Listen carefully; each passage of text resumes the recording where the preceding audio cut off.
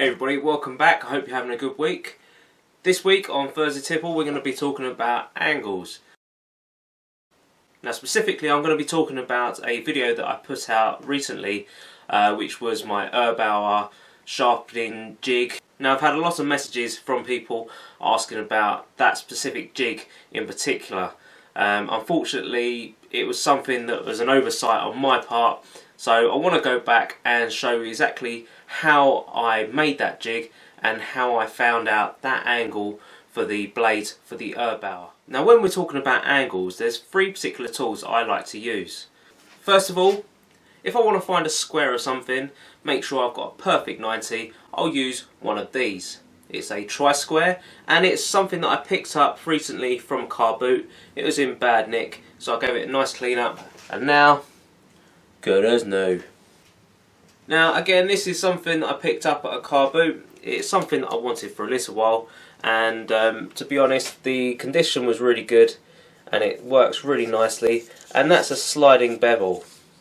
Now you can put that up to your piece of wood, say that's the bottom of the wood there, and you want to find a particular angle. You can move it, tighten it down, and it's not going to move. So when you're using one of these, ideally you want to have something like a protractor. This is going back to some old school days, and you'll just run it up and you'll find the angle that way. You can also use these if you're on a sliding miter saw or a table saw, something like that. You can place this up and then find the angle of the blade on there so you can cut and get the perfect cut. We might not all have in the workshop, going back, is the protractor. Now I haven't got one of these, so I went online, found one in the Google Images and printed it out to a nice big scale. And this worked really well, so if you haven't got a protractor to hand, I highly recommend trying this out. Okay, coming on to my most favourite and used tool in the workshop. It is this.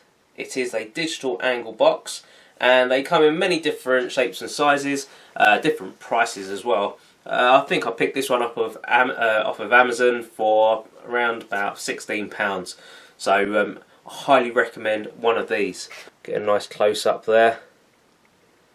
So I've never even heard of the 𝐌𝐞𝐬𝐧𝐠 make before, but to be honest it's just got to be one of the most utilised tools in this workshop. You can use it alongside the sliding bevel, and I'll give a quick demonstration how I do that now. Right, so for argument's sake I found the angle of a particular thing I want to find the angle of, and it's set to here. Okay, I haven't got a protractor, but I've got one of these. So we'll place the sliding bevel onto a flat surface. We'll put this on the same surface and press on. Okay, now press the 0 button. Now that's 0 to this plane of surface that I'm working on. So I know that this next to this is going to be 0'd. We'll place it onto the sliding bevel. The angle is 44.4 degrees. That's going to give you a really accurate measurement using one of these, because it's got the point, and using a protractor you just can't get that level of accuracy.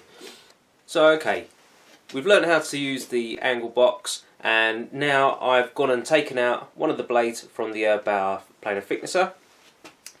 Now just looking at this blade, it's got a few dips in here, so I know at some stage that's going to need a bloody good sharpening. So let's work out the angle for this blade. So I'm going to place the blade flat on there. Okay, and I'm going to let that fall to its angle.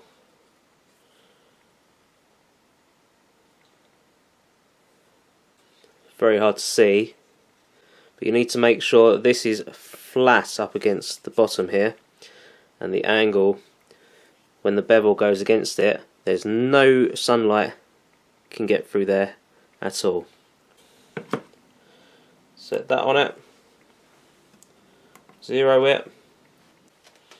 Okay, so then when we add it onto the bevel and hold it steady, 47 degrees, bang on.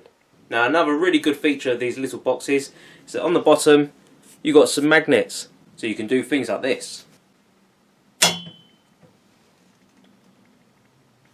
So using that angle, I grabbed a piece of my old handrail that I had lying around, and I made 2 V-cuts